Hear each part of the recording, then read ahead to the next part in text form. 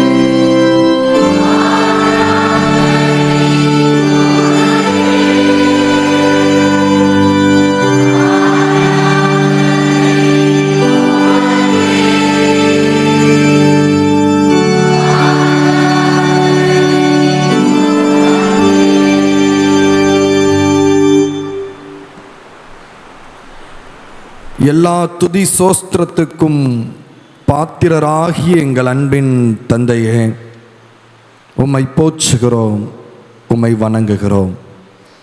சர்வ வல்லமை படைத்த கடவுள், இந்நாள் மட்டும் உம்முடைய மிகுந்த கிருபையினால் எங்களை வழி நடத்தி கொண்டிருக்கிறீர்.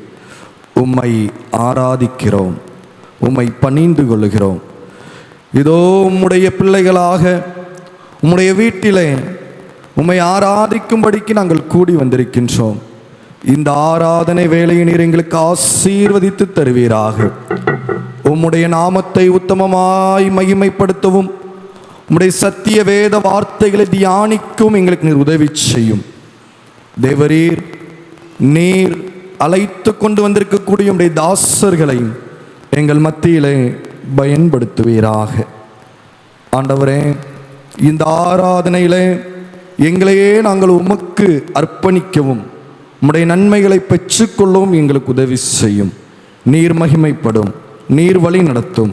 இயேசு கிறிஸ்துவின் நாமத்தில் ஜெபிக்கிறோம் நல்ல பிதாவே, ஆண்டவருடைய திருநாமத்திற்கு மகிமை உண்டாக. இந்த ஆராதனைக்கு ஆரம்பமாக நாம் யாவரும் எழுந்து நின்று கீதம் 26 பாடுவோம். அநாதியான கர்த்தரே.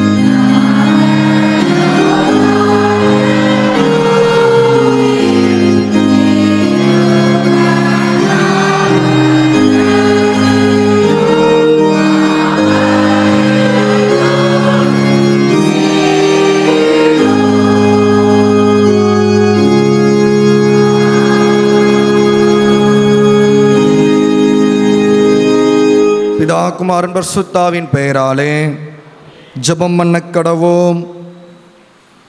ஆண்டவருடைய தூய ஸ்தலத்திலே அவரை ஆராதிக்கும்படி வந்திருக்கின்ற நாம் நம்மையே நிதானித்தறிந்தவர்களாக மனந்திரும்புங்கள், பரலோக ராஜ்யம் சமீபித்திருக்கிறது என்கின்ற தேவ வார்த்தையை உணர்ந்தவர்களாக நம்முடைய பாவங்களை பொதுவான பாவரிக்கு ஜெபத்தின் வாயிலாக இணைந்து அறிக்கை செய்வோமாக.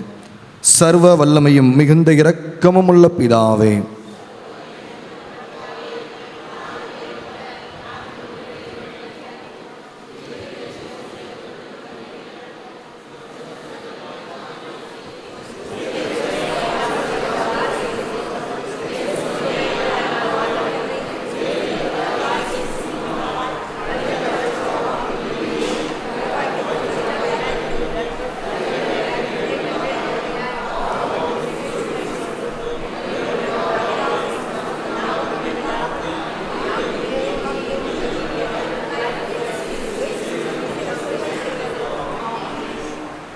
சர்வ வல்லமை மிகுந்த கிருபையும் உள்ள ஆண்டவர் மன்னிப்பையும் பாவ நிவிர்த்தியையும் உங்களுக்கு கட்டளையிட்டருளி வாழ்க்கையை சீர்படுத்துவதற்கான காலத்தையும் தமது பரிசுத்த ஆவியின் கிருபையும் தேச்சரவையும் உங்களுக்கு தந்தருள்வாராக.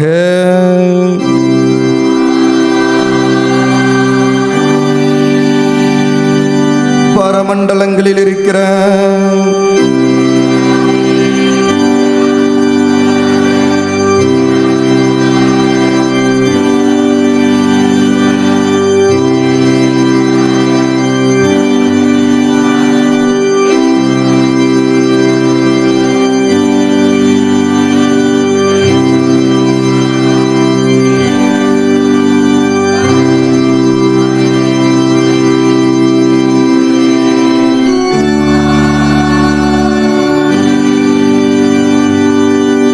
ஆண்டவரை எங்கள் உதடுகளை திறந்தருளும்.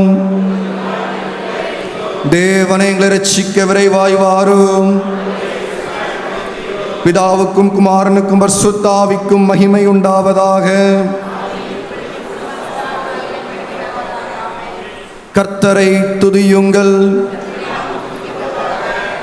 முறையாக வாசிக்க வேண்டிய சங்கீதம் 76ஆம் சங்கீதம். சங்கீதம் 76. யூதாவிலே தேவன் அறியப்பட்டவர், இஸ்ரவேலில் அவருடைய நாமம் பெரியது. அங்கே இருந்து வில்லின் அம்புகளையும் கேடயத்தையும் பட்டயத்தையும் யுத்தத்தையும் முறித்தார். தைரிய நெஞ்சமுள்ளவர்கள் கொள்ளையிடப்பட்டு நித்திரையடைந்து அசந்தார்கள். வல்லமையுள்ள எல்லா மனுஷருடைய கைகளும் அவர்களுக்கு உதவாமற் போயிற்று.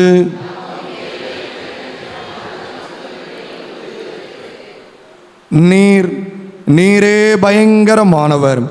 உமது கோபம் மூளும் போது உமக்கு முன்பாக நிற்பவன் யார்?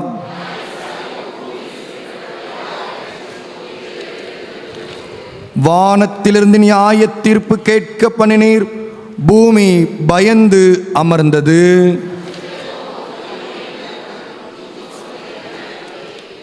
பொருத்தனை பண்ணி அதை உங்கள் தேவனாகிய கர்த்தருக்கு நிறைவேற்றுங்கள். அவரை சூழ்ந்திருக்கிற அனைவரும் பயங்கரமானவருக்கு காணிக்கைகளை கொண்டு வர கடவர்கள்.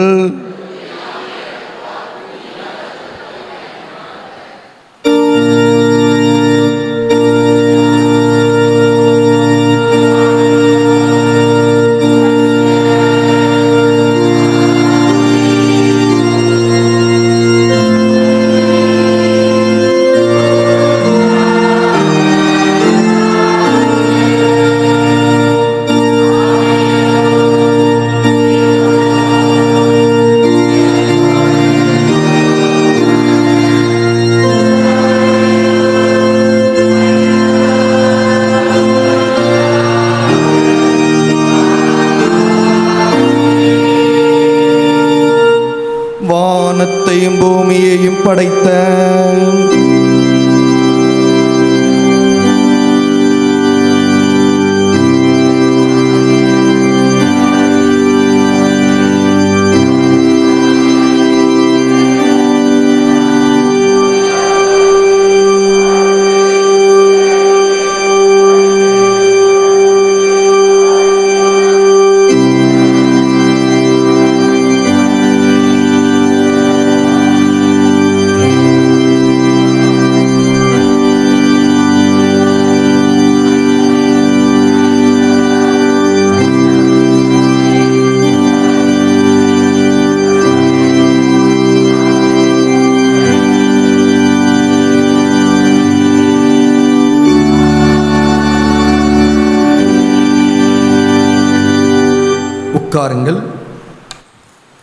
வாசிக்கும்படியாக தெரிந்து கொள்ளப்பட்ட பொதுவான திருமறை பகுதி அப்போஸ்தலனாகிய பரிசுத்த பவுலடிகளார் ரோமாபுரியாருக்கு எழுதின நிருபம் 1ஆம் அதிகாரம்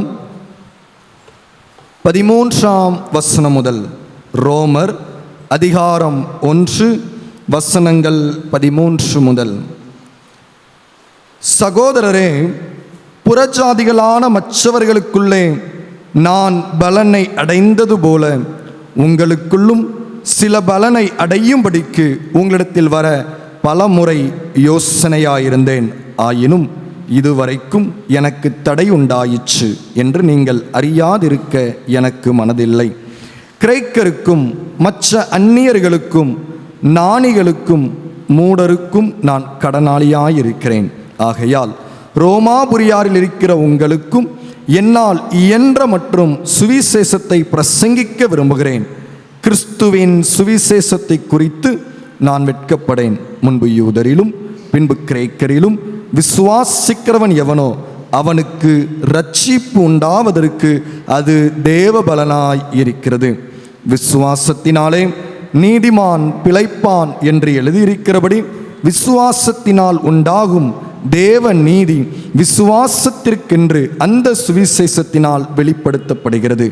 சத்தியத்தை அநியாயத்தினாலே அடக்கி வைக்கிற மனுஷருடைய எல்லாவித அவபக்திக்கும் அநியாயத்துக்கும் விரோதமாய் தேவ கோபம் வானத்திலிருந்து வெளிப்படுத்தப்பட்டிருக்கிறது.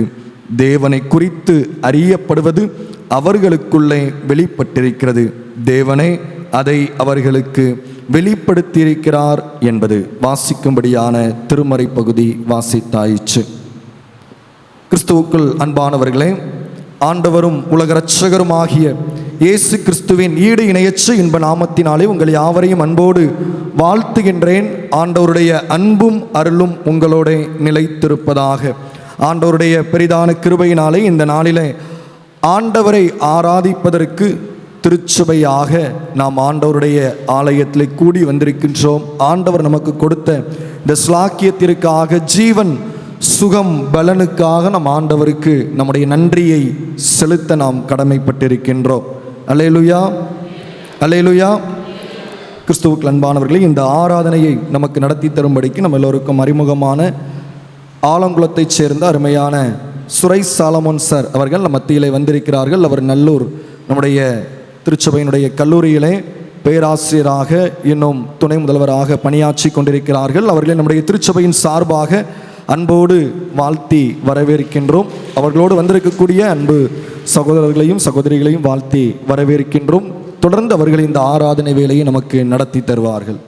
ஆண்டவராகிய இயேசு கிறிஸ்துவின் நாமத்தினாலே உங்கள் அனைவருக்கும் என்னுடைய அன்பான வணக்கத்தையும் வாழ்த்துக்களையும் தெரிவித்துக் கொள்கிறேன். அன்போடு அழைத்து உங்கள் மத்தியிலே ஊழியம் செய்ய எங்களுக்கு ஒரு வாய்ப்பு கொடுத்த குருவானவர் ஐயா அவர்களுக்கு உள்ளத்தின் ஆழத்திலிருந்து நன்றியை தெரிவித்துக் கொள்கிறோம். சபை ஊழியர் ஐயா அவர்களுக்கு உள்ளத்தின் ஆழத்திலிருந்து நன்றியை தெரிவித்துக் கொள்கிறோம்.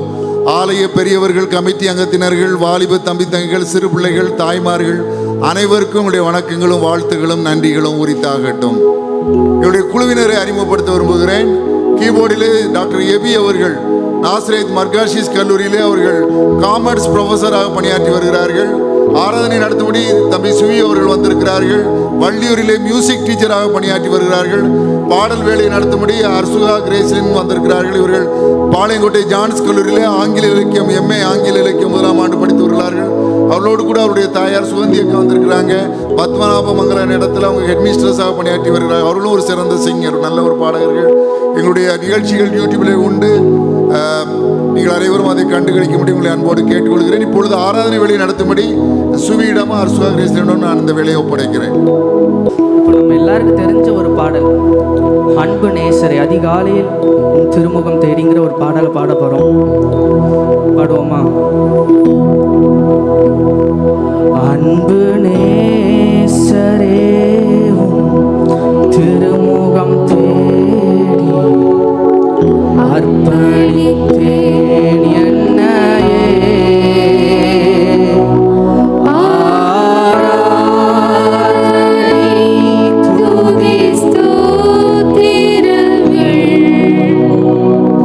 அப்பனே உமக்கு தந்தே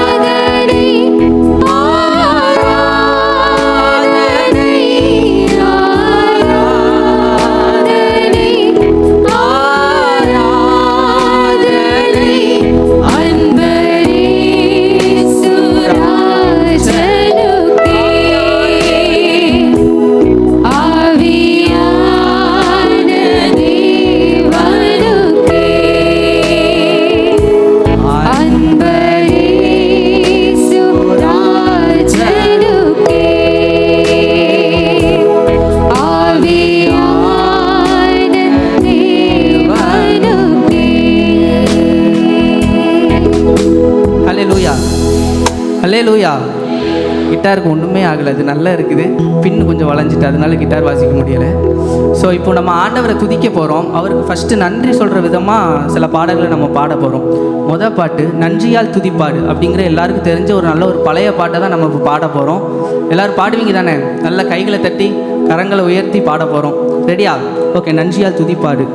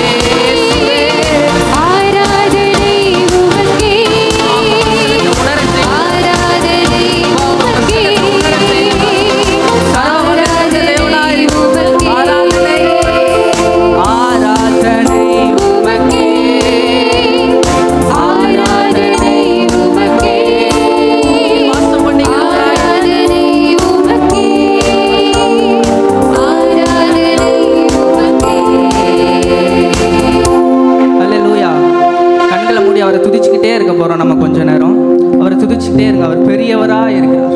கர்த்தர் நல்லவராக இருக்கிறார். அவர் சர்வ வல்லமை உள்ள தேவனாய் இருக்கிறார். சிங்காசனத்தில் வீற்றிருக்கிற தேவனாய் இருக்கிறார். தாவீது எப்போது துதிச்சுக்கிட்டே இருந்தானா கடவுளை. அவனோட தாழ்விலையும் துதிச்சுக்கிட்டே இருந்தானா. அவனோட உயர்விலையும் தாவீது துதிச்சுக்கிட்டே இருந்தானா. சவுலோட படையெல்லாம் அவனை சூழ்ந்த போதும், அவன் கழுத்து மேலே கத்தி இருந்த போது தாவீது துதிச்சுக்கிட்டே இருந்தான். நாளை நம்ம துதிச்சுக்கிட்டே இருக்க போகிறோம். உங்கள் கைகளை ஊற்றி துதிச்சுக்கிட்டே இருங்க.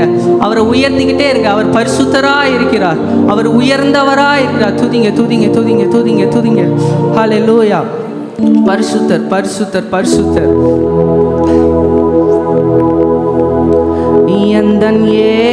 உந்தன் ஏக்கம் விருப்பமல்லா,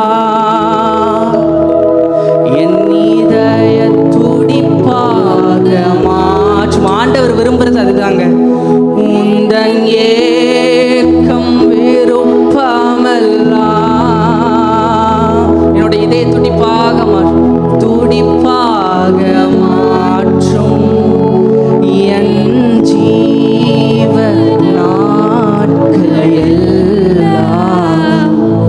ஜப வீரன் என்று எழுதுங்கப்பா. எழுதும் என் ஜீவ நாட்கள் எல்லாம்.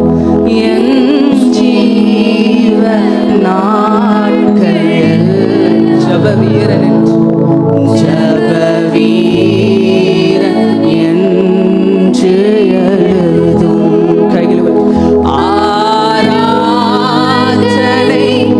ஆராதனை ஆராதனை ஆராதனை ஆராதனை ஆராதனை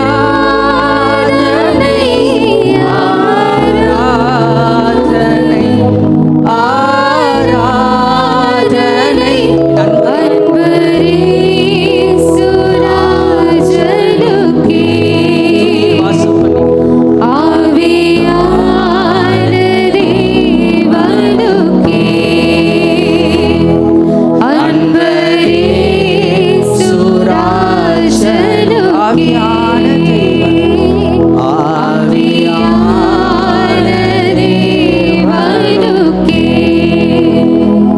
ஆண்டவர் நம்மகிட்ட எதிர்பார்க்கறதெல்லாம் ஒரே ஒரு விஷயம்தான்.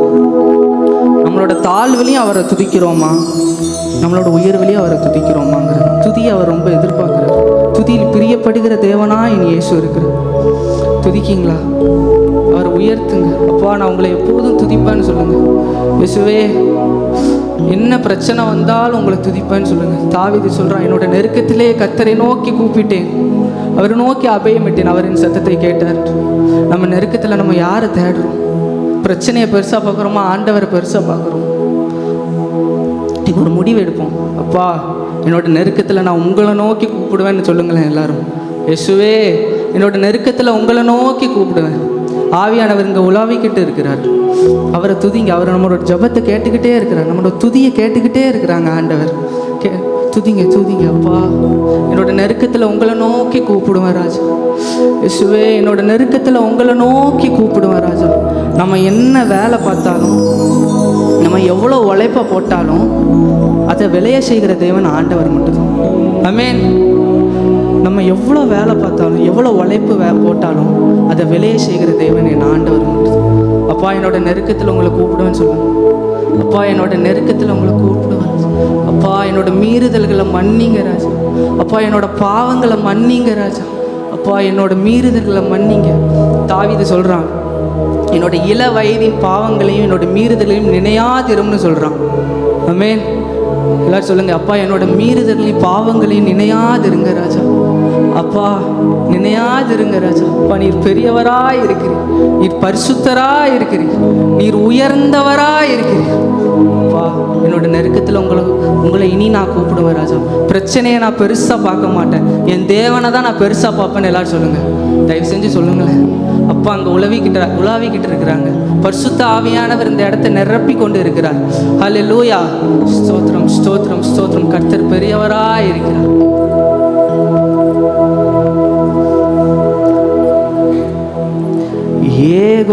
யெகோவாயீரே தந்தையாம் தெய்வம் நீர்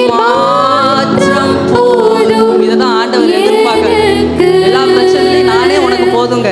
யெகோவா ராஃபா, சுகம் தரும் தெய்வம், உம் தாழ்வுகளால் சுகமானோ. யெகோவா ஈரே, யெகோவா ஷம்மா, என் கூட இருப்பீர். என் தேவைகள் எல்லாம் என் தேவையெல்லாம் சந்திப்பீர். யெகோவா ஷம்மா, என் கூட இருப்பீர். ராஜா என் தேவையெல்லாம் சந்திப்பீர். நீ இருதயத்துல கையை வச்சு சொல்லுங்க, நீர் மாத்திரம் போதும், நீர் மாத்திரம் போதும். நீர் மாத்திரம் போதும். நீர் மாத்திரம் போதும். நீர் மாத்திரம் இயேசு ஒருவரே போதும். எனக்கு. நீர் மாத்திரம் போதும். நீர் இருதயத்துல கையை வச்சு சொல்லுங்களேன், நீர் மாத்திரம் போதும் ராஜா. என்னோட நெருக்கத்துல உங்களை நோக்கி கூப்பிடும் அப்பா. இயேசுவே நீரே தந்தையாம் என் ஆத்மநேசர், என் மேல் எவ்வளவு அன்பு கூர்ந்தீர். நம்மளை மீட்டு என்னை மீட்க உம்மையே தந்தீர். உம் அன்பிற்கு இணையில்லை. என் வாழ்நாள் முழுதும் என் வாழ்நாள் முழுவதும் உமக்காக வாழ்வேன். நீரே என் என் வாழ்நாள் முழுவதும் உமக்காக வாழ்வேன். நீரே என்றென்றும் போதும். நீர் மாத்திரம் நீர் மாத்திரம் போதும். நீர் மாத்திரம் போதும். நீர் மாத்திரம் போதும். எனக்கு. நீர் மாத்திரம் போதும். இயேசு ஒருவர் மாத்திரம் நீர் மாத்திரம் போதும். நீர் மாத்திரம் போதும். எனக்கு. பாத்திர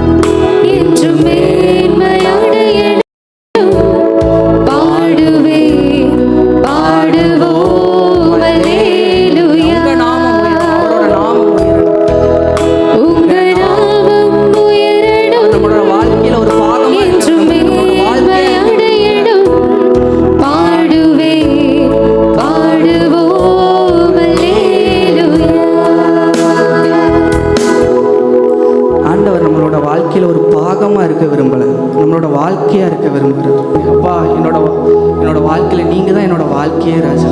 உங்களை துதிக்கிறது மட்டும்தான் ராஜா என்னோட வாழ்க்கை. அவர் கொடுக்குற ஆசீர்வாதம் நமக்கு போதும், அவரோட திட்டம் நமக்கு போதும், அவரோட சித்தம் நமக்கு போதும்னு சொல்லி முழுமையாக அர்ப்பணிக்கிறீங்க. கடைசியாக ஒரு முறை இந்த பாடல், இந்த வரியை மட்டும் பாடிட்டு நம்ம அடுத்த பகுதிக்குள்ளாக போக போகிறோம். நீர் மாற்றம் போதும், நீர் மாற்றம் போதும், என்னோட வாழ்க்கையே நீங்க தான். நீர் மாற்றம் போதும் எனக்கு நீர் மாற்றம், நீர் மாற்றம், என் இயேசு ஒருவர் மாற்றம். நீர் மாற்றம் போதும் நீர் மாற்றம் போதும் இப்ப நீங்க மட்டும் பாட போறீங்க, நீங்க மட்டும் பாட போறீங்க. நீர் மா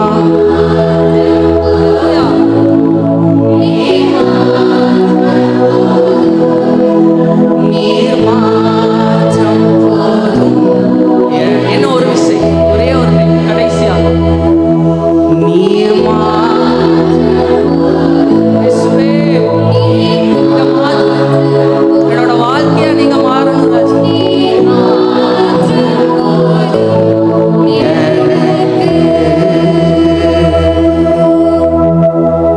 ஹல்லேலூயா. தெய்வ செய்திக்கு முன்பதாக ஒரு சிறப்பு பாடலை பாட கேட்டோம்.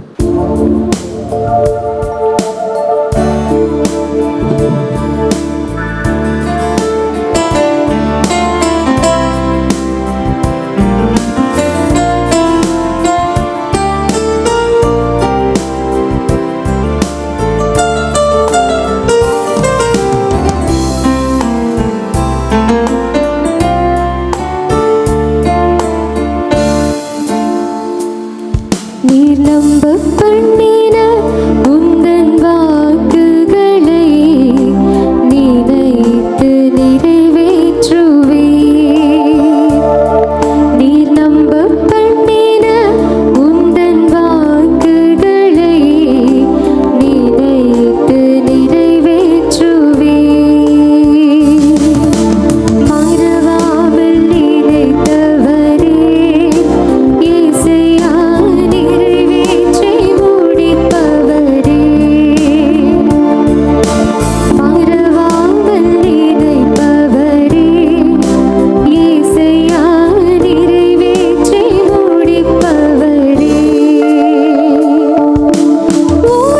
உடன்படிக்கையின் தேவன் உண்மையில் பிசகாதவர். உடன்படிக்கையின் தேவன் உண்மையில் பிசகாதவர். தாவீதுக்கு நான் பொய் சொல்லேன் என்று சொல்லி சொன்னதை நிறைவேற்றுவேன். தாவீதுக்கு நான் பொய் சொல்லேன் என்று சொல்லி சொன்னதை நிறைவேற்றுவேன். மறவாமல் நினைப்பவரே இயேசையா நிறைவேற்றி முடிப்பவரே.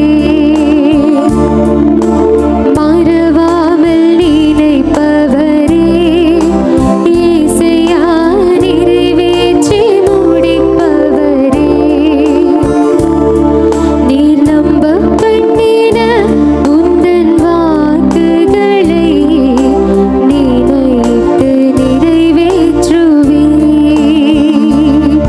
நீர் நம்ப பண்ணின உந்தன் வாக்குகளை நினைத்து நிறைவேற்றுவே. ஆண்டவராகிய இயேசு கிறிஸ்துவின் நாமத்தினாலே மீண்டும் உங்கள் அனைவரையும் நான் வாழ்த்துகிறேன். என்னுடைய அன்பான வணக்கத்தை தெரிவித்துக் கொள்கிறேன். நம்முடைய தியானத்திற்கு ஆதாரமாக ரோமர் 12வது அதிகாரம் 11ஆம் வசனம். ரோமர் 12வது அதிகாரம் 11ஆம் வசனம். அசதியாயிராமல் ஜாக்கிரதையாயிருங்கள், ஆவியிலே அனலாயிருங்கள், கர்த்தருக்கு ஊழியம் செய்யுங்கள். அசதியாயிராமல் ஜாக்கிரதையாயிருங்கள், ஆவியிலே அனலாயிருங்கள், கர்த்தருக்கு ஊழியம் செய்யுங்கள். இந்த மூன்று பகுதிக்கும் ஒரு தொடர்பு உண்டு. அசதியாயிராமல் ஜாக்கிரதையாயிருக்கிற மனிதன்தான் ஆவியிலே அனலாயிருக்க முடியும். ஆவியிலே அனலாயிருக்கும் மனிதன்தான் கர்த்தருக்கு ஊழியம் செய்ய முடியும். இந்த மூன்றையும் நாம் தனித்தனி பகுதிகளாய் பார்க்க போகிறோம். முதலாவது, எதற்கெல்லாம் நாம் ஜாக்கிரதையாக இருக்க வேண்டும்?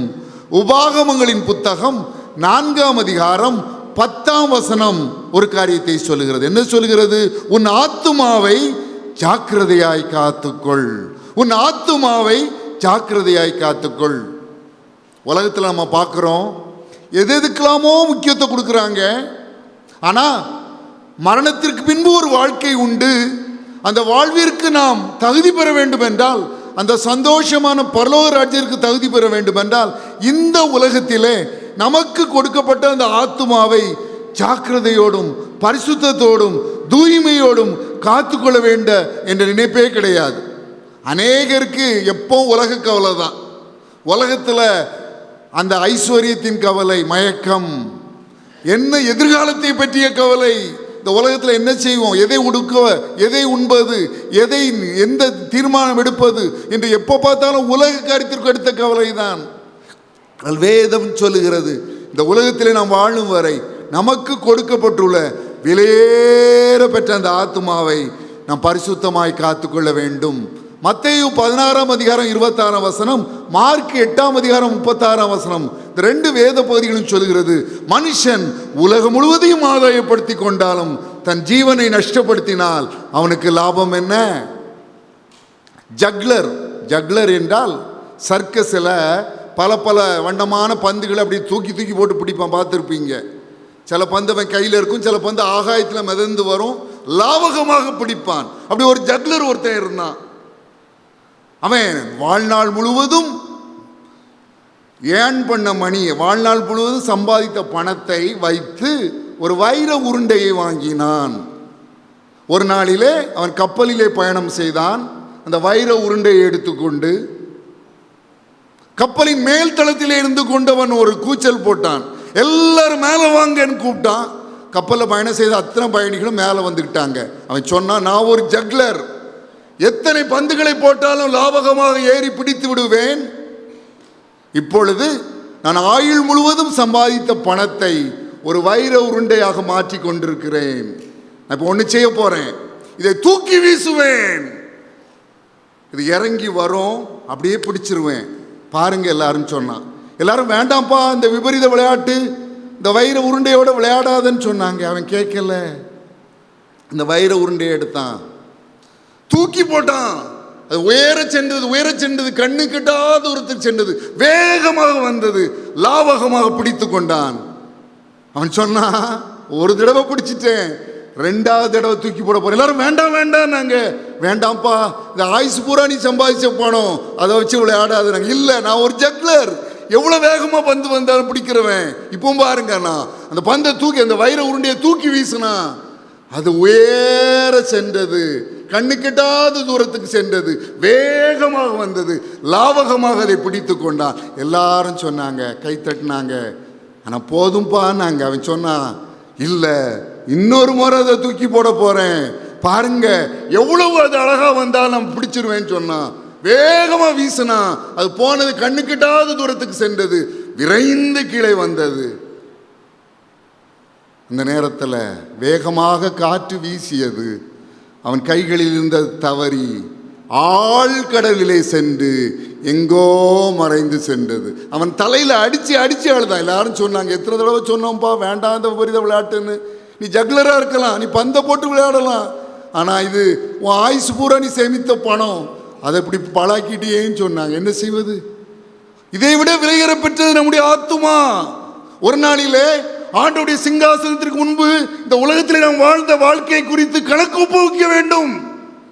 ஆண்டவர் கேட்பாரு, உனக்கு இத்தனை தருணம் தந்தன, ஏன்பா பாழ்படுத்திட்ட, உனக்கு இத்தனை தாளந்து தந்தன, அதை வீணடிச்சிட்டியே. ஆண்டவருக்கு முன்பதாக நமக்கு கணக்கு கொடுக்கணும். கிறிஸ்துவின் வெள்ளை சிங்காசனத்தில் உட்கார்ந்து இயேசு கிறிஸ்து நம்ம நியாயம் தீர்ப்பார்.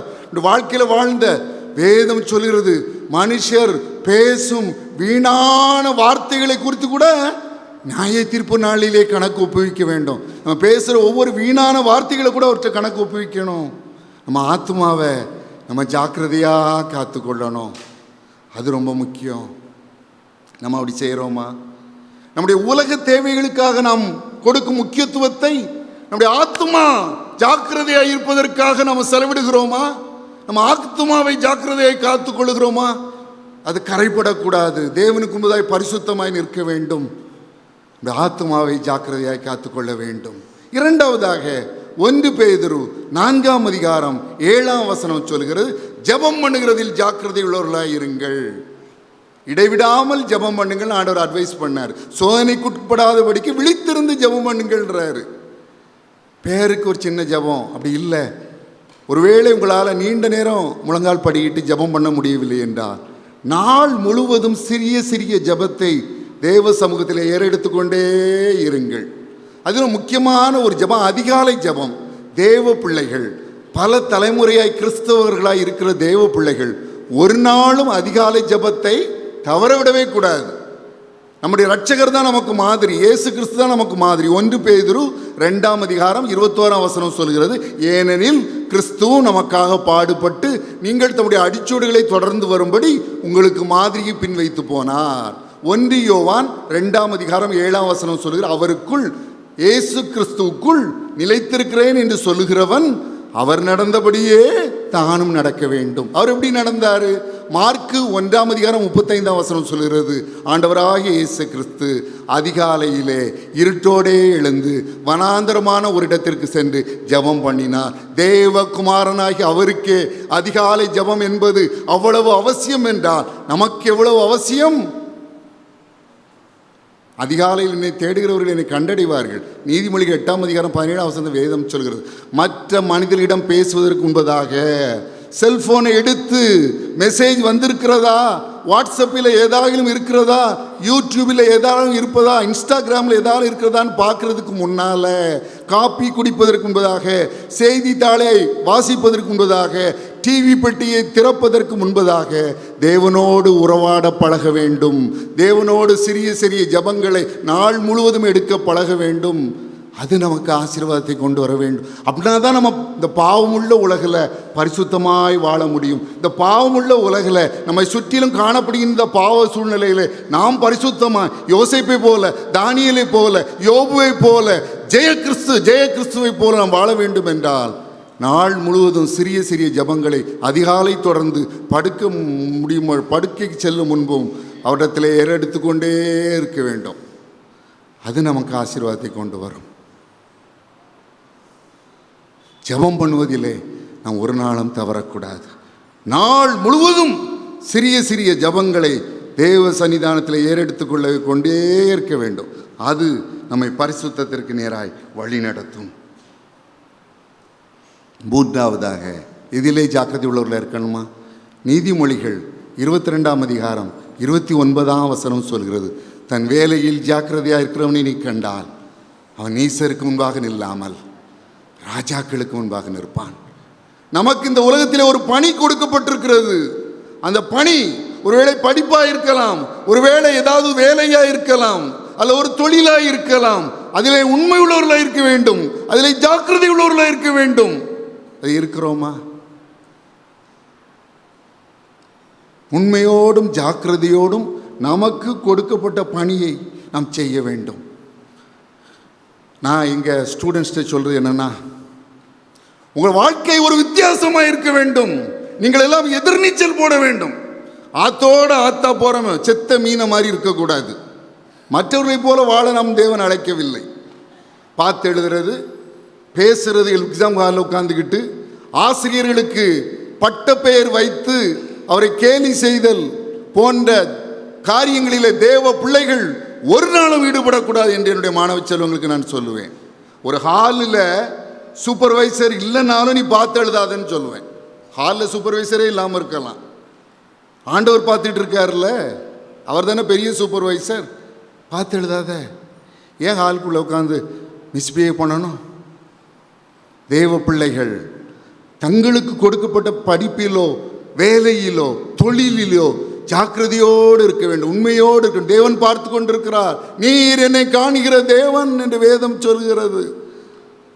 ஒரு சாதாரண ஒரு எளிய மனிதருடைய சாட்சியை ஒரு புத்தகத்திலே வாசித்தேன். அது என்னை அதிகமாய் தொட்டது.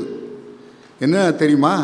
அவர் தென்னை மரத்தில் ஏறி தேங்காய் பறித்து போட்டு தேங்காயை உரிக்கிற ஒரு வேலையை செய்கிற ஒரு சாதாரண தொழிலாளி. அவர் எழுதியிருந்தார், நான் ஆண்டவராகிய இயேசு கிறிஸ்துவுக்கு என் உள்ளத்தை ஒப்பு கொடுத்த பின்பு என் எஜமானனுக்கு தெரியாமல் ஒரு தேங்காயை கூட நான் வீட்டிற்கு கொண்டு சென்றதில்லை என்று எழுதியிருந்தார்.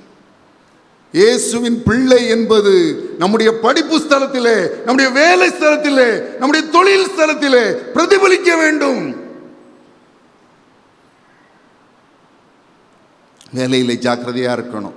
உங்களுக்கு கொடுக்கப்பட்ட சின்ன வேலையா இருக்கலாம், அதை உண்மையா செய்யுங்க, ஆண்டவர் உங்களை உயர்த்துவார். நான் முதல்ல செஞ்ச என்ன வேலை தெரியுமா? 2ஆப்பு பிள்ளைகளுக்கு ஜென்ரல் நாலேஜ் எடுத்தேன், 2nd ஸ்டாண்டர்ட் ஸ்டூடெண்ட்ஸுக்கு. 3rd ஸ்டாண்டர்ட் ஸ்டூடெண்ட்ஸுக்கு இங்கிலீஷ் எடுத்தேன். அதை உண்மையாக செய்ய ஆண்டவர் கிருபை செய்தார். ஆண்டவர் படிப்படியாக என்னை உயர்த்தினார். ஒரு பள்ளியில் 12ஆம் வகுப்பு பிள்ளைகளுக்கு பாடம் எடுக்கக்கூடிய வாய்ப்பு கிடைத்தது. அதன் பின்பு கல்லூரியிலே பேராசிரியர் பணி கிடைத்தது. அதன் பின்பு துணை முதல்வர் பணி கிடைத்தது. உங்கள் கொடுக்கப்பட்ட பணியில் உண்மையாக இருக்கு. ஐயோ, என் படிப்புக்கு ஏற்ற வேலை கிடைக்கலையே, இதுக்காக அவ்வளோ கஷ்டப்பட்டு படித்தேன், இந்த சின்ன வேலையை செய்யணுமா, இந்த சின்ன பிள்ளைகளை நம்ம தலையில் கட்டிட்டாங்களே, அப்படிலாம் முறுமுறுக்காதீங்க. உங்களுக்கு கொடுக்கப்பட்ட சின்ன வேலைனாலும் உண்மையாக செய்யுங்க. ஆண்டவர் ஏற்ற காலத்திலே தேவன் உங்களை உயர்த்தும்படிக்கு அவருடைய பலத்த கைக்குள் அடங்கி இருங்கள் என்று வேதம் நமக்கு போதிக்கிறது. ஊழியத்தில் கூட நான் செஞ்ச ஊழியம் என்ன தெரியுமா? நான் அப்போ ரட்சிக்கப்பட்டுட்டேன், பரிசுத்தாவின் அபிஷேகத்தை பெற்றுட்டேன். ஊழியத்தில் ஆண்டவர் திரளான அற்புதங்களை செஞ்சார். என்றால் நான் செஞ்ச ஊழியம் என்ன தெரியுமா? நான் பிஷப் வீபர் கல்லூரி திருச்சியில் MCA படித்தேன். அங்கே 2 ரிட்ரீட் நடத்துவாங்க. ரிஜாய்ஸ் ஃபெட்டஸ் ஃப்ரீன்னு 2 ரிட்ரீட்.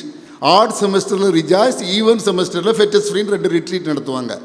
இந்த ரிட்ரீட்டில் 1 மணி 2 மணி வரைக்கும் மியூசிக்கெல்லாம் ப்ராக்டிஸ் பண்ணிவிட்டு அந்த மியூசிக்கல் இன்ஸ்ட்ருமெண்ட்ஸ், அந்த PA சிஸ்டத்தெல்லாம் ஆடிட்டோரியம், பழைய ஆடிட்டோரியம், இப்போ நல்ல அழகான AC ஆடிட்டோரியம் கட்டிட்டாங்க. அப்போ ஒரு பழைய ஒரு ஆடிட்டோரியம், உள்ளே படுத்து கிடந்தால் கொசு பிடுங்கிரும், ஃபேனும் போட முடியாது. அங்கே மியூசிக்கல் இன்ஸ்ட்ருமெண்ட்ஸ் கிடக்கும், PA சிஸ்டம் கிடக்குது. காவலாய் படுத்து கிடப்பேன். நானும் 1-2 நண்பர்களும் ஒரு சைக்கிள் வச்சுருந்தேன். அந்த சைக்கிளை ஆடிட்டோரியத்துக்குள்ளே விட்டு பூட்டிட்டு பெஞ்ச் மேலே படுத்து கிடப்போம். நாங்கள் நைட் ஃபுல்லாக அந்த PA சிஸ்டத்துக்கும் அந்த மியூசிக்கல் இன்ஸ்ட்ருமெண்ட்ஸுக்கும் காவலாக படுத்து கிடப்போம். அடுத்த நாள் காலையில் அதை ப்ளே பண்ணுறவங்களாம் வந்து ப்ராக்டிஸ் வர வரைக்கும் அங்கே படுத்து கிடந்து காவல் காப்போம். எங்கெல்லாமோ போய் ட்ராக்ஸ் கொடுத்தேன். அது மட்டும் இல்லை, எனக்கு ஒரு ஃப்ரெண்டு இருந்தான். அவன் நல்லா கீபோர்ட் ப்ளே பண்ணுவான், ஸ்டீஃபன்ற பேர் அவனுக்கு. அவனுக்கு சைக்கிள் கிடையாது, என்கிட்ட சைக்கிள் இருந்துச்சு. நான் சைக்கிளில் அவனை ஏற்றிக்கிட்டு அவன் கீபோர்ட் ப்ளே பண்ணுற இடத்துக்கெல்லாம் அவனை கூட்டிகிட்டு செல்வேன். நான் செய்த ஊழியம் அதுதான். படிப்படியாக ஆண்டவர் உயர்த்தினார். இன்று பெரிய பெரிய கூட்டங்களில் பேச கிருபை செய்கிறார், பெரிய பெரிய ஆலயங்களில் பேச கிருபை செய்கிறார். டிவியில் நற்செய்தி அறிவிக்க, யூடியூப் மூலமாக நற்செய்தி அறிவிக்க, இன்ஸ்டாகிராம் மூலமாக நற்செய்தி அறிவிக்க, வாட்ஸ்அப் மூலமாக நற்செய்தி அறிவிக்க தேவன் கிருபை செய்கிறார். தன் வேலையில் ஜாக்கிரதையாக இருக்கவனை நீ கண்டால் அவன் ஈசருக்கு முன்பாக நில்லாமல் ராஜாக்களுக்கு முன்பாக நிற்பான். 2வதாக அடுத்த பகுதி சொல்லுகிறது, ஆவியிலே அனலாயிருங்கள். ஆவியிலே அனலாயிருங்கள். அனல் என்பது ஒரு பரிசுத்தமான கிறிஸ்தவ வாழ்க்கை, தேவனுக்கு நெருக்கமான ஒரு வாழ்க்கை, தேவனுக்கு பிரியமான ஒரு வாழ்க்கை, தேவனை பிரதிபலிக்கும் ஒரு வாழ்க்கை, தேவனுக்கு வைராக்கியமாய் சாட்சியாய் இருக்கும் ஒரு வாழ்க்கை தான் அனலான வாழ்க்கை. இந்த வாழ்க்கையை நமக்கு தருவதற்காக இயேசு கிறிஸ்து உலகத்திற்கு வந்தார். லூக்கா 12ஆம் அதிகாரம் 49ஆம் வசனத்திலே, பூமியின் மேல் அக்கினியை போட வந்தேன், அது இப்பொழுதே பற்றி எரிய வேண்டும் என்று விரும்புகிறேன் என்று ஆண்டவர் சொல்கிறார். லேவியராகமம் 6ஆம் அதிகாரம் 13ஆம் வசனத்தில், பலிபீடத்தில் அக்கினி எப்பொழுதும் எரிந்து கொண்டே இருக்கணுமா, இங்கே எப்பவும் ஆவியில் அனலோடு இருக்கணுமா. ஆனால் அனல் குறைஞ்சிட்டுனா என்ன செய்யணும்? ஒரு வசனத்தை வாசிக்கிங்களா, அப்புறம் நீங்கள் தூங்கிடக்கூடாது. இல்லை, நானே வசனத்தை சொல்லி வாசித்துக்கிட்டு இருந்தேன்னா 2 தீமோத்தேயு 1:6 யாராவது வாசிங்க. 2 தீமோத்தேயு 1:6. ஆவியில் அனல் குறைந்தால் நாம் என்ன செய்ய வேண்டும்? இது நிமித்தமாக நான் உன்மேல் என் கைகளை வைத்ததினால் உனக்கு உண்டான தேவ வரத்தை அனல் மூட்டி எழுப்பிவிடு. ஒருவேளை உன் ஆவியில் அனல் குறைந்து விட்டால் அனலை மூட்டு எழுப்பிவிடு. இல்லைன்னா ஆண்டவர் என்ன சொல்லுவார்? லவோதிக்கேயா சபைக்கு ஆண்டவர் என்ன சொன்னார்? வெளிப்படுத்தின விசேஷம் 3ஆம் அதிகாரம் 14-15 வசனங்களை. நீ அனலையாவது குளிராவது இருந்தால் நலமாக இருக்கும், இல்லைன்னா என்ன செய்வேன்னாரு, வாந்தி பண்ணி போடுவேன். ஆண்டவர் நம்ம பார்த்து, மகனே மகளே, நீ ஆதியிலே கொண்டிருந்த அன்பை விட்டு விட்டாய் என்று சொல்லக்கூடாது. ஒருவேளை இந்த அனைவரிடம் ஆண்டவர் பேசலாம். ஆண்டவரை ஏற்றுக்கொண்ட புதிதிலே அவருக்கு எவ்வளவு வைராக்கியமாக இருந்தீர்கள். பார்ப்பவர்களிடம் நாம் இயேசுவின் அன்பை பற்றி சொல்லி வந்தீர்களே, இன்று எங்கே இந்த வைராக்கியம் சென்றது? இங்கே காலை சாப்பல்ல எங்களுடைய மாணவ செல்வங்களிடம் சொன்ன ஒரு காரியத்தை இங்கே சொல்கிறேன். என்ன சொல்லுவேன் தெரியுமா? நீங்கள் உங்கள் ஊரில் சண்டே கிளாஸ் எடுக்கிறீங்க, நீங்கள் பெரிய வெள்ளியில் 7 வசனத்தை கூட பேசிடுறீங்க. ஆனால் காலேஜுக்கு வந்தால் சாப்பல் பக்கமே எட்டி பார்க்குறது இல்லை. ஊரில் என்ன செய்வாங்க? சண்டே கிளாஸ் எடுப்பாங்க, விபிஎஸ் எடுப்பாங்க, பெரிய வெள்ளியில் ஒரு வசனம் கூட பேசிடுவாங்க. ஆனால் கல்லூரிக்கு வந்துட்டா ஆண்டவர் அறிந்த 4 பேர் மத்தியில் ஆண்டவர் இயேசு எனக்கு அதை செய்தார் இதை செய்தார்னு சொல்றதுல என்ன விசேஷம்? ஆண்டவர் அறியாத ஜனங்கள், திக்கு தெரியாமல் திணறிக்கிட்டு இருக்க ஜனங்கள், வலது கைக்கும் இடது கைக்கும் வித்தியாசம் அறியாமல் என்னை விடுவிக்க யார் வருவார் என்ற ஆதங்கத்திலே அழியும் ஜனங்கள்கிட்டலாம் நம்ம சொல்லணும், இன்னும் ஏசப்பா எனக்கு இந்த கிருபையை செய்தா, நீ அவரை தேடு, நீ அவர்கிட்ட ஜெபம் பண்ணு, நீ அவரை ஆராதி, உனக்கும் அந்த அற்புதத்தை செய்வார். எனக்கு உதவி செய்த ஆண்டவர் உனக்கும் செய்வார். இதை தானே நம்ம சொல்லணும். அடுத்த பகுதி அதை பற்றி தான் பேச போகிறேன். கர்த்தருக்கு ஊழியம் செய்யுங்கள். அனலாக இருக்கிற தேவ பிள்ளையால் சும்மா இருக்க முடியாது. ஆவியில் அனலாக இருக்கிற தேவ பிள்ளை தேவனை அறியாத ஒவ்வொருவரிடம் சென்று, இயேசு எனக்கு இதை செய்தா, இயேசு எனக்கு அதை செய்தா, நீயும் இயேசுவை தேடு, இயேசு உனக்கு உதவி செய்வார். இந்த வார்த்தைகள் அவருடைய வாயிலிருந்து இடைவிடாமல் வந்து கொண்டே இருக்கும். எல்லாராலையும் முழு நேரமாக ஊழியம் செய்ய முடியாது. தேவன் அதை எதிர்பார்க்கவில்லை. எபிரேயர் 5ஆம் அதிகாரம் 4ஆம் வசனம் சொல்கிறது, ஆரோனை போல ஒருவன் தேவனால் அழைக்கப்பட்டால் ஒழிய இந்த கனமான ஊழியத்திற்கு தானாக ஏற்படுகிறது இல்லை. ஆரோனால் அழைக்கப்பட்ட தேவ பிள்ளைகள் முழு நேரமாய் ஊழியம் செய்யலாம். ஆரோனை போல் அழைக்கப்பட்ட தேவ பிள்ளைகள் முழு நேரமாய் ஊழியம் செய்யலாம். மற்ற எல்லாரும் தங்கள் படிப்போடு, தங்களுடைய வேலையோடு, தங்களுடைய தொழிலோடு கர்த்தருக்கு ஊழியம் செய்ய அழைக்கப்பட்டிருக்கிறோம். முதலாவது நம்முடைய நற்கிரியைகள் மூலமாய் தேவனுக்கு ஊழியம் செய்ய வேண்டும். இதை பற்றி வேதம் சொல்லும் பொழுது மத்தேயு 5ஆம் அதிகாரம் 16ஆம் வசனத்திலே, மனுஷர் உங்கள் நற்கிரியைகளை கண்டு பரலோகத்தில் இருக்கிற உங்கள் பிதாவை மகிமைப்படுத்தும்படி உங்கள் வெளிச்சம் அவருக்கு முன்பாக பிரகாசிக்க கிடவது. நம்ம தேவ பிள்ளைகள் மற்றவர்களுக்கு உதவி செய்ய ஆயத்தமாக இருக்க வேண்டும். எல்லாராலையும் பண உதவி செய்ய முடியாது, எல்லாத்தையும் பணம் இருக்காது. அப்படி உடல் உழைப்பால் மற்றவர்களுக்கு உதவி செய்யலாம். ஆண்டவர் சொல்வாராம் ஒரு கூட்ட ஜனங்களை பார்த்து, மத்தேயு 25ஆம் அதிகாரம் 35-36 வசனங்களே, பசியாயிருந்தேன் எனக்கு போஜனம் கொடுத்தீர்கள், தாகமாயிருந்தேன் என் தாகம் தீர்த்தீர்கள், அந்நியனாயிருந்தேன் என்னை சேர்த்து கொண்டீர்கள், வஸ்திரம் இல்லாதிருந்தேன் எனக்கு வஸ்திரம் தந்தீர்கள், வியாதியாயிருந்தேன் என்னை விசாரிக்க வந்தீர்கள், காவலில் இருந்தேன் என்னை பார்க்க வந்தீர்கள் என்பார். இதை நம்ம செய்யலாமே. எல்லாராலையும் பணமாக கொடுக்க முடியாது. ஆனால் வியாதியாக இருக்கிறவர்களுக்கு இயேசுவின் அன்பை சொல்லி அவர்களுக்காக ஜெபிக்கலாமே. காவலில் உள்ளவர்களுக்கு இயேசுவின் அன்பை சொல்லலாமே. அந்நியர்களை நாம் சேர்த்து கொள்ளலாமே. நம்முடைய மகிமை, நம்முடைய வெளிச்சம் பிரகாசிக்க வேண்டும் ஜனங்களுக்கு முன்பதாக. கிறிஸ்துவை அறியாத புறச்செய்தியாருக்கு முன்பாக நாம் வெளிச்சம் பிரகாசிக்க வேண்டும். நம்மளுக்குள்ளேயே சண்டை போட்டுக்கிட்டு, நம்மளுக்குள்ளேயே வீணான காரியங்களுக்கு நேரத்தை செலவழிச்சு, ஏன் எத்தனை புறஜாதி மக்கள் கிறிஸ்துவை அறியாமல் இருளிலே இருக்கிறார்கள். நாம் அவர்களுக்கு முன்பாக பிரகாசிக்க அழைக்கப்பட்டிருக்கிறோம். நம்முடைய நற்கிரியைகள் மூலமாக நம் தேவனுக்கு முன்பாக பிரகாசம். அடுத்து மட்டும் இல்லை, நம்முடைய வார்த்தையின் மூலமாக தேவனை மகிமைப்படுத்தணும். 2 வசனங்கள் ஆண்டவர் சொல்றார். முதலாவது மத்தேயு 10ஆம் அதிகாரம் 32ஆம் வசனம். இந்த வசனத்தை வாசித்துருவோமா? மத்தேயு 10:32. மனுஷர் முன்பாக என்னை அறிக்கை பண்ணுகிறவன் எவனோ அவனை நானும் பரலோகத்தில் இருக்கிற என் பிதாவின் முன்பாக அறிக்கை பண்ணுவேன். தொடர்ந்து லூக்கா 12:8. லூக்கா 12:8. அன்றியும் நான் உங்களுக்கு சொல்லுகிறேன், மனுஷர் முன்பாக என்னை அறிக்கை பண்ணுகிறவன் எவனோ அவனை மனுஷகுமாரனும் தேவதூதர் முன்பாக அறிக்கை பண்ணுவான். அப்போ நம்ம வாயின் வார்த்தையின் மூலமாகவும் தேவனை மகிமைப்படுத்த வேண்டும். ஒரு பக்கம் கிரியமைப்படுத்தணும், கிரியினால தேவனை மகிமைப்படுத்தணும். குஷ்வந்த் சிங்னு ஆங்கிலத்தில் மிக புகழ்பெற்ற ஒரு ரைட்டர், எழுத்தாளர் உண்டு. மரித்து விட்டார், மரணமடைந்து விட்டார். அவர் கிறிஸ்தவர்களை பற்றி பெருமையாக ஒரு காரியத்தை சொன்னார். அந்த பெருமையை நாம் காத்துக்கொள்ள வேண்டும், இன்னும் பெருகை செய்ய வேண்டும். என்ன பெருமையாக சொல்கிறார் தெரியுமா? whenever a natural calamity occurs, the Christians were the first to arrive at the scene with food, cloths and medicine. எங்கெல்லாம் இயற்கை பேரழிவுகள் ஏற்படுகிறதோ, எப்போவெல்லாம் இயற்கை பேரழிவுகள் ஏற்படுவதோ, அப்பொழுதுதான் இந்த இடத்தில் கிறிஸ்தவர்கள் தான் மருந்துகளோடும் உடைகளோடும் துணிகளோடும் சாப்பாட்டோடும் வந்து சேர்கிறார்கள் என்று எழுதியிருந்தார். எங்கெல்லாம் எப்பெல்லாம் இயற்கை பேரழிவு ஏற்படுதோ உதவி செய்வதற்கு மருந்துகளோடும் துணிகளோடும் உடைகளோடும் உணவோடும் அந்த இடத்திற்கு முதலாவது வருவது கிறிஸ்தவர்கள் என்று எழுதியிருந்தார். அந்த பாரம்பரியத்தை பெருமையை நாம் காக்க வேண்டும். எப்பொழுதும் நாம் மற்றவர்களுக்கு உதவி செய்ய ஆயத்தமாக இருக்க வேண்டும். சமீபத்தில்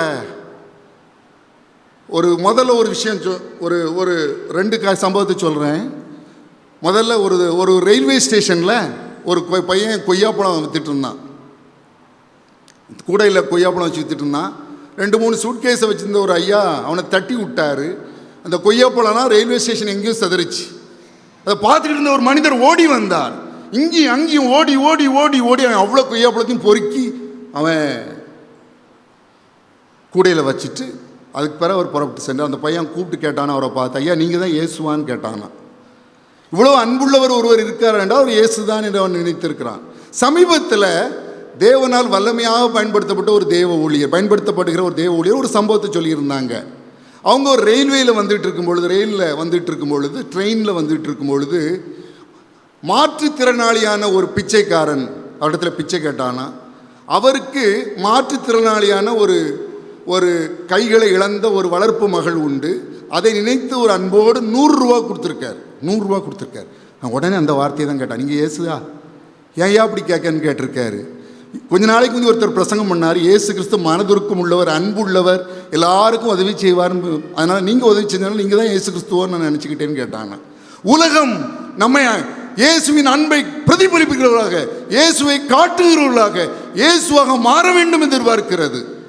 அவருடைய சாயலை நாம் தரிக்க வேண்டும் என்று எதிர்பார்க்கிறது. அதை நாம் செய்கிறோமா? இதுதான் கர்த்தருக்கு ஊழியம். வெறுமனே இப்படி பிரசங்க பீடத்தில் இருந்து பேசிட்டு போகிறது மட்டும் இல்லை. வாழ்ந்து காட்ட வேண்டும், இயேசுவை வாழ்ந்து காட்ட வேண்டும், இயேசுவை மாற வேண்டும், இயேசுவின் சாயலை தரிக்க வேண்டும். இயேசுவை நம்மிடத்திலே இந்த உலகம் எதிர்பார்க்கிறது. நாம் காட்டுகிறோமா? எத்தனை வேஸ்டான காரியத்தில் வாழ்க்கையை செலவழிச்சிட்டு இருக்கிறோம். எத்தனை வேஸ்ட்.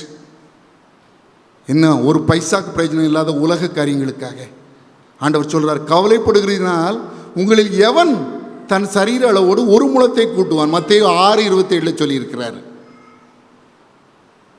எலெக்ஷன்ஸ் வருது, நம்முடைய அன்பை இழந்து போய் விடுகிறோம். நம்முடைய அன்பு, நம்முடைய ஐக்கியம் ஒரு நாளும் கிடைக்கூடாது. நம்ம எல்லாம் ஒன்றிணைய வேண்டும். எல்லாரும் ஒரே மனதோடு இந்த உலகத்திற்கு இயேசுவின் அன்பை காட்ட வேண்டும். அதை தான் ஆண்டவர் எதிர்பார்க்கிறார். நாம் ஜெபிக்கலாம். அன்பு தகப்பனே, அசதியாயிராமல் ஜாக்கிரதையாயிருங்கள், ஆவியிலே அனலாயிருங்கள், கர்த்தருக்கு ஊழியம் செய்யுங்கள் என்று சொன்னீர் சுவாமி. இயேசுவே, உடைய அன்பை பிரதிபலிக்கிறவர்களாக, உடைய அன்பை இந்த உலகத்திற்கு காற்றுள்ளவர்களாக, உலகத்திற்கு ஒளியாக, பூமிக்கு உப்பாக நாங்கள் மாற உதவி செய்யும். சகல துதியையும் கனத்தையும் மகிமையும் வல்லமையும் ஒருவருக்கே செலுத்துகிறோம். இயேசு கிறிஸ்துவின் நாமத்தினாலே வேண்டிக் கொள்கிறோம் பிதாவே, ஆமென். எல்லாருக்கும் இயேசு சிறப்பிதழ் என்ற பெயரில் ஒரு புத்தகம் போட்டிருக்கிறேன். இது கடந்த காத்திருப்பு ஜெபத்திற்கு வந்திருக்கிறவர்களுக்கு நான் கொடுத்து விட்டேன். அதில் வாங்காதவர்கள் நீங்கள் திரும்பி செல்லும் பொழுது இதை வாங்கி பயன்பெறும்படி உங்களை அன்போடு கேட்டுக்கொள்கிறேன். இதில் ஒரு 6 செய்திகளும் 5 சாட்சிகளும் இருக்கிறது. இது உங்களுடைய ஆவிக்குரிய வாழ்க்கைக்கு ஆசீர்வாதமாக இருக்கும். அதை வாங்கி செல்ல முடியும். இது இலவசம்தான், இதற்கு விலை கிடையாது. இதை வாங்கி செல்ல முடியும். உங்களை அன்போடு கேட்டுக்கொள்கிறேன். தேங்க்யூ. Praise the Lord. கிறிஸ்துவுக்கு அன்பானவர்களே, இந்த நாளிலே நம்ம மத்தியில் வந்து ஆண்டவருடைய ஊழியத்தை நிறைவேற்றின அன்பு பேராசிரியர் அவர்களுக்கும் அவருடைய குழுவினருக்கும் நம்முடைய திருச்சபையின் சார்பாக நன்றியை உரித்தாக்கிக் கொள்கிறோம். ஆண்டவர் தாமே அவர்களுடைய கல்வி பணியையும் ஊழியங்களையும் ஆசீர்வதிப்பாராக. சிறு பிள்ளைகள் திருவசனம் சொல்ல கேட்போம்.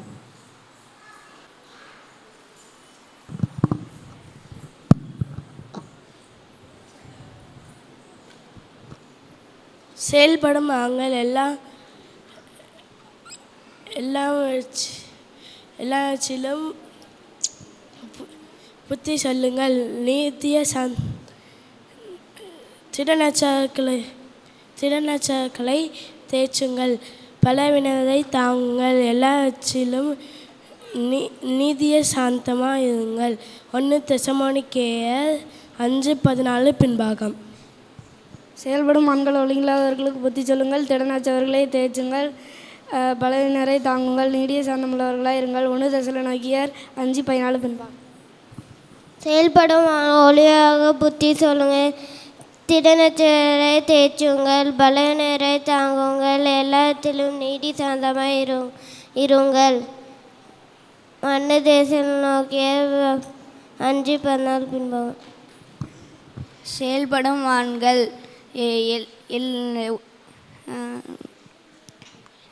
ஒழுங்கில்லாதவருக்கு புத்தி சொல்லுங்கள். திடனச்சரை தேற்றுங்கள். பலவினரை தாங்குங்கள். எல்லோரிடத்திலும் நீண்டிய சாந்தமாக இருங்கள். 1 தெசலோனிக்கேயர் 5:14 பின்பாகம். செயல்படும் ஆண்கள் ஒழுங்கில்லாதவர்களை புத்தி சொல்லுங்கள். திடனற்றவர்களை தேற்றுங்கள். பலவினரை தாங்குங்கள். எல்லாரிடத்திலும் நீடிய சாந்தமாயிருங்கள்.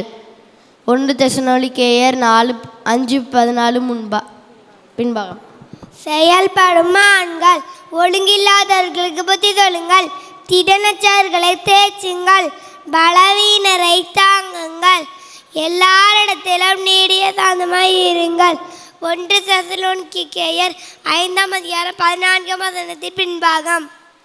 செயல்படும் ஆண்கள் ஒழுங்கில்லாதவர்களுக்கு புத்தி சொல்லுங்கள். திடனற்றவரை தேற்றுங்கள். பலவீனரை தாங்குங்கள். எல்லாரிடத்திலும் நீடிய சாந்தமாய் இருங்கள். 1 தெசலோனிக்கேயர் 5:14 பின்பாகம். செயல்படும் ஆண்கள் ஒழுங்கில்லாதவர்களுக்கு புத்தி சொல்லுங்கள். திடனற்றவர்களை தேற்றுங்கள். பலவீனரை தாங்குங்கள். எல்லாரிடத்திலும் நீடிய சாந்தமாக இருங்கள். 1 தெசலோனிக்கேயர் 5:14 பின்பாகம். செயல்படும் ஆண்கள் ஒழுங்கில்லாதவர்களுக்கு புத்தி சொல்லுங்கள். திடனற்றவர்களை தேற்றுங்கள். பலவீனங்களை தாங்குங்கள். எல்லா இடத்திலும் நீதிய சாந்தமாய் இருங்கள். 1 தெசலோனிக்கேயர் 5:14 பின்பாகம். செய்யப்படும் ஆண்கள் ஒழுங்கில்லாதவர்களுக்கு புத்தி சொல்லுங்கள். திறனற்றவர்களை தேற்றுங்கள். பலவினரை தாங்குங்கள். எல்லாரிடத்திலும் நீதிய சாந்தமாயிருங்கள். 1 தெசலோனிக்கேயர் 5:14 பின்பாகம். செயல்படும் ஆண்கள் ஒழுங்குறவனுக்கு புத்தி சொல்லுங்கள். திடனற்றவர்களை தேற்றுங்கள். பலவீனரை தாங்குங்கள். எல்லாவற்றிலும் நீடிய சாந்தமாயிருங்கள். 1 தெசலோனிக்கேயர் 5:14 பின்பாகம். Men in action, and we urge you to beloved and admonish the idlers, encourage the faint-hearted, help the weak, and be patient with all of them. 1 Thessalonians 5:14. குணமாகுதல். செயல்படும் ஆண்கள் ஒழுங்கில்லாதவருக்கு புத்தி சொல்லுங்கள். திடனற்றவர்களை தேற்றுங்கள். பலவீனரை தாங்குங்கள். எல்லாரிடத்திலும் நீந்திய சாந்தமாயிருங்கள். 1 தெசலோனிக்கேயர் 5:14 பின்பாகம். செயல்படும் ஆண்கள் ஒழுங்கில்லாதவருக்கு புத்தி சொல்லுங்கள். திடனற்றவர்களை தேற்றுங்கள். பலவீனரை தாங்குங்கள். எல்லா இடத்திலும் நீதிய சாந்தமாக இருங்க. 1 தெசலோனிக்கேயர் 5:14 பின்பாகம். செயல்படும் ஆண்கள் ஒழுங்கில்லாதவர்களுக்கு புத்தி சொல்லுங்கள்.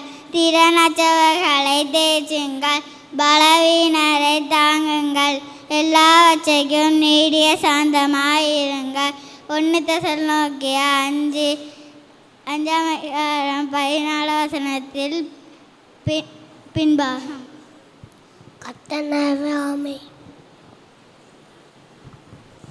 செயல்படும் ஆண்கள் ஒழுங்கில்லாதவர்களுக்கு புத்தி சொல்லுங்கள். திறனற்றவர்களை தேற்றுங்கள். பலவீனரை தாங்குங்கள். எல்லாரிடத்திலும் நீடிய சாந்தமாயிருங்கள். 1 தெசலோனிக்கேயர் 5:14 பின்பாகம்.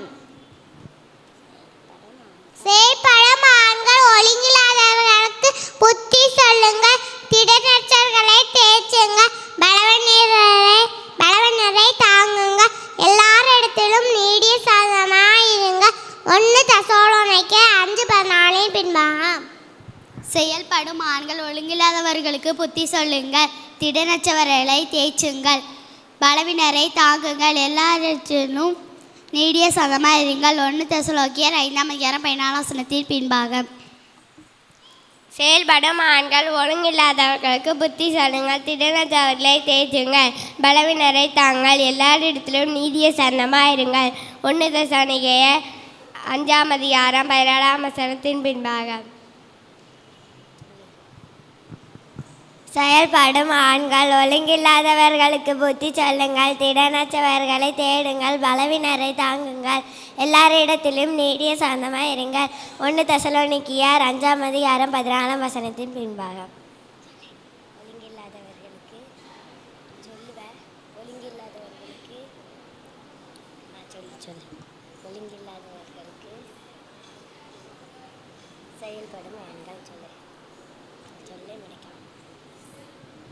செயல்படும் ஆண்கள் ஒழுங்கில்லாதவர்களுக்கு புத்தி சொல்லுங்கள்.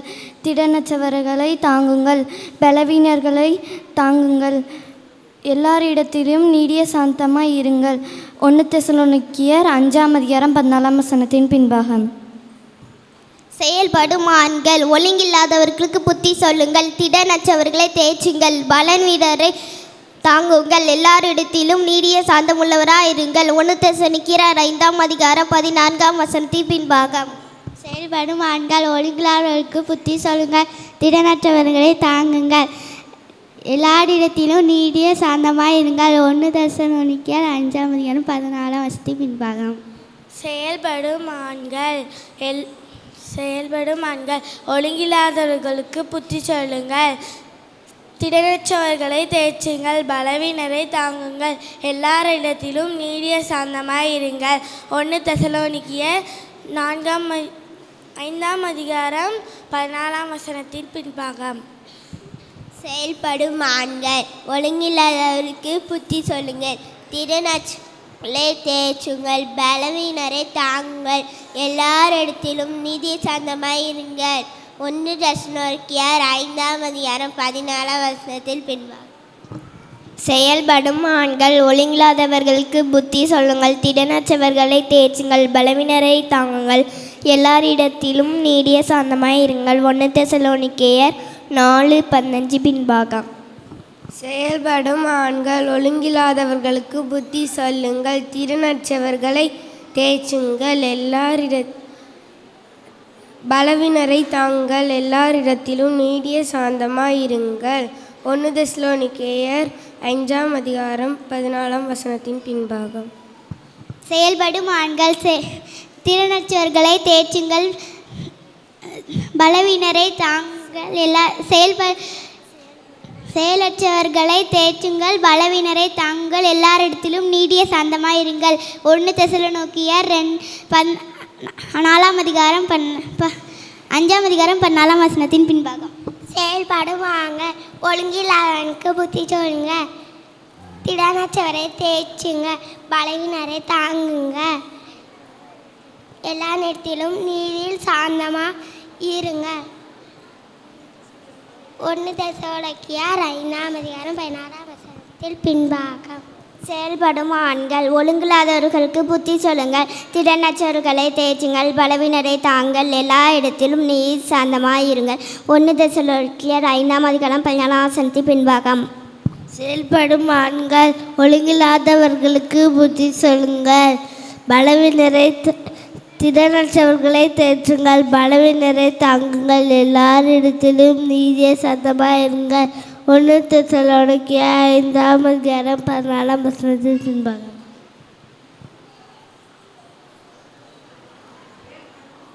செயல்படும் ஆண்கள் ஒழுங்கில்லாதவர்களுக்கு புத்தி சொல்லுங்கள், திறனற்றவர்களை தேற்றுங்கள், பலவினரை தாங்குங்கள், எல்லா இடத்திலும் நீதியை சாந்தமாக இருங்கள். 1 தெசலோனிக்கேயர் 5:14 பின்பாகம். காணிக்கைகளும் அர்ப்பணிக்கும் வண்ணமாக நாம் யாவரும் எழுந்து நின்று கீதம் 560 பாடுவோம். கீதம் 560.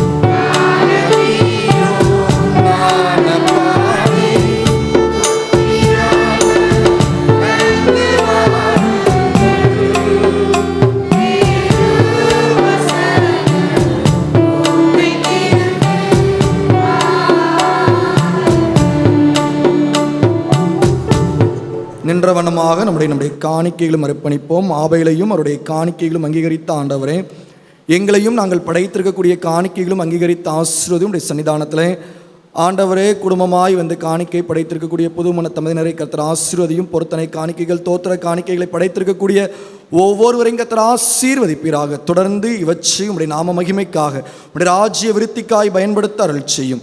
இயேசுவின் நாமத்தில் ஜெபிக்கிறோம் நல்ல பிதாவே, ஆமேன். ஜெபம் பண்ண கடவோம்.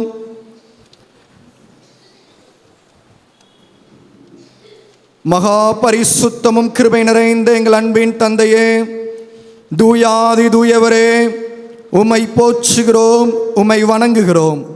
தேவரீர், இந்த மாதத்தினுடைய இறுதி ஞாயிற்றுக்கிழமையிலே உம்முடைய பிள்ளைகளாகிய நாங்கள் உம்முடைய சன்னிதானத்தில் வந்து உம்மை தொழுது கொண்டோம். எங்களையே அர்ப்பணித்திருக்கிறோம். உம்முடைய வார்த்தைகளை கேட்டு அவற்றின்படி நடப்பதற்கு எங்களையே நாங்கள் ஒப்பு கொடுக்கின்றோம். தேவரீர், நாங்கள் எடுக்கின்ற தீர்மானங்களின்படி நடக்க ஆண்டவரே, நீர் எங்களுக்கு நீர் உதவி செய்வீராக. நாங்கள் சோம்பலாயிராமல் ஜாக்கிரதையாக இருக்கவும், ஆவியிலே அனலாயிருக்கவும், நற்கிரியைகளின் மூலமாக கர்த்தருக்கு ஊழியம் செய்யவும் எங்களுக்கு கற்றுத்தாரும். உடைய நல்ல ஆவியானவர் செவையான பாதைகளை எங்களை வழிநடத்தி செல்லும்படிக்கு எங்களை நாங்கள் ஒப்பு கொடுக்கின்றோம். தேவரீர், எங்களுடைய சேகரத்திற்காக, எங்களுடைய சேகர குருவானவர்களுக்காக, அவருடைய குடும்பங்களுக்காக ஆண்டவரே, எங்களுடைய சேகரத்தின் 7 சபைகள், அதனுடைய சபை ஊழியர்கள், ஆலய பணியாளர்கள், மூப்பர்கள், எங்களுடைய சேகரத்தினுடைய 2 கல்வி நிறுவனங்கள், அதனுடைய ஆசிரிய பெருமக்கள், மாணவர்களுக்காக நாங்கள் ஜெபிக்கிறோம். உடைய பிள்ளைகள் மீது உடைய கரம் வைக்கப்பட்டு இருக்கட்டும். தொடர்ந்து இணைந்து உடைய ஊழியத்தை நிறைவேற்ற கர்த்தர் நீர் அருள் செய்வீராக. இந்த ஆராதனைகளை பங்கு பெற்று முழங்கால் படியிட்டு உம்மை நோக்கி ஜெபித்து கொண்டிருக்கக்கூடிய உடைய பிள்ளைகளின் மன விருப்பங்களையும் வேண்டுதல்களையும் கர்த்தர் கேட்பீராக. கேட்டு பதில் கொடுப்பீராக. வியாதியோடு பலவீனத்தோடு இருக்கிறவர்களுக்கு சுகம் தாரும் ஆண்டவரே. திருமண வாழ்க்கைக்காக, குழந்தை பாக்கியத்திற்காக, நல்ல வேலை வாய்ப்புக்காக, வீடு கட்டுவதற்காக, மேற்கல்விக்காக ஆயத்தப்படுகின்ற காத்திருக்கின்ற பிள்ளைகளுக்கு ஆண்டவரை ஏற்ற காலத்திலே நன்மையான ஈவுகளை ஜோதிகளின் பிதாவாகிய நீர் பரத்திலிருந்து அருளி செய்தருளும்படிக்கு நாங்கள் ஜெபிக்கிறோம். ஆண்டவரே, எங்களுடைய திருச்சபையின் சிறு பிள்ளைகளை ஆசீர்வதியும். படிக்கின்ற உடைய பிள்ளைகளுக்கு நாணம் தாரும். வாலிப சகோதர சகோதரிகளை கர்த்தர் ஆசீர்வதியும். வாலிப வயதிலே உறுதியாய் பற்றி பிடித்து கொள்ளட்டும். எங்களுடைய திருச்சபையின் ஒவ்வொரு பெரியவர்கள் மீதும் கர்த்தருடைய பலமும் ஆரோக்கியமும் சுகமும் தங்கியிருக்கும்படிக்கு நாங்கள் ஜெபிக்கிறோம். அப்பா, தொடர்ந்து உடைய கிருபை எங்களை தாங்கட்டும், எங்களை பலப்படுத்தட்டும். இப்பொழுதும் உடைய சன்னிதானத்தில் எங்களையே நாங்கள் அர்ப்பணித்திருக்கின்றோம், எங்களையே நாங்கள் படைத்திருக்கின்றோம். நீரே எங்களோடு வாரும். இந்த வாரம் முழுவதும் எங்களோடு இருந்து நீர் எங்களை ஆளுகை செய்து வழிநடத்தும்படிக்கு நாங்கள் ஜெபிக்கிறோம். எங்களுடைய திருச்சபையின் ஊழியங்கள், எங்களுடைய குடும்பத்தின் காரியங்கள், எங்களுடைய பணி செய்யக்கூடிய இடங்களில் இருக்கக்கூடிய வேலைகள் எல்லாவற்றிலும் உடைய கிருபை உடனிருக்கும்படிக்கு நாங்கள் ஜெபிக்கிறோம். உடைய இரக்கமுள்ள பராமரிப்புக்கும் கிருபைக்கும் தூய பவுலின் ஆலய இறை மக்களை தாழ்த்தி அர்ப்பணிக்கிறோம். எங்கள் ஜீவனுள்ள நாளெல்லாம் நன்மையும் கிருபையும் எங்களை தொடரும்படி எங்கள் ஆண்டவராகிய இயேசு கிறிஸ்துவின் மூலமாய் வேண்டிக் கொள்கிறோம் நல்ல பிதாவே.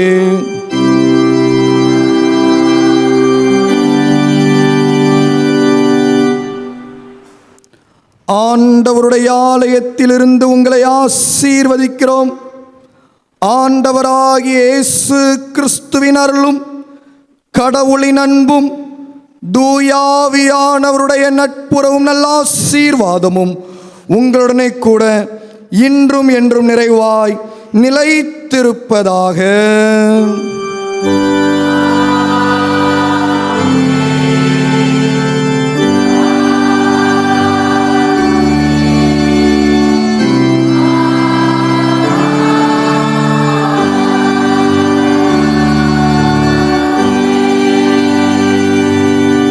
பின்பவனிக்கு இதமாக நம் யாவரும் எழுதின்று கீதம் 40 பாடுவோம். கீதம் 40.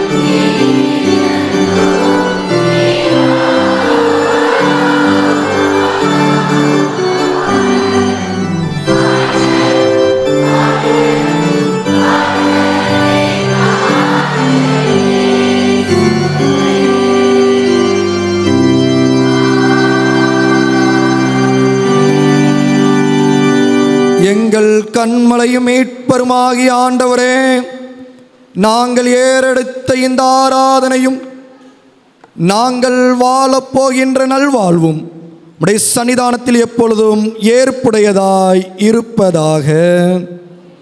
கர்த்தர் உங்களோடு இருப்பாராக. இறை அமைதியோடு சென்று வாருங்கள்.